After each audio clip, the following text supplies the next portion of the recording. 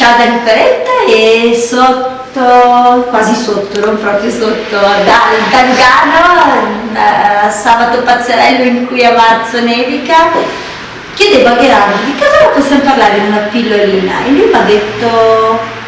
Le ho detto che appunto io questa mattina dovevo vestirmi per venire in aula davanti a delle persone, a un corso, quindi professionale, quindi vestito bene, secondo me, ma dovevo mettere delle scarpe che stonavano completamente con il resto, perché sono le scarpe da neve, quindi mi chiedevo, va bene, non va bene? La domanda classica è: l'abito fa il monaco?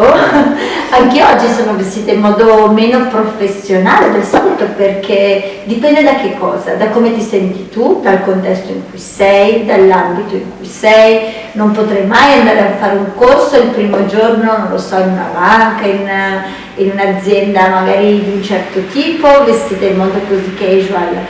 La cosa importante è che ci sia congruenza tra ciò che sei. Non potresti mai fare un corso in tuta da ginnastica, perché potresti dire le cose migliori, però nel modo più bello, solo che saresti comunque incongruente. Ogni ambito è importante che abbia un certo tipo di abito, l'importante è che tu sia sempre te.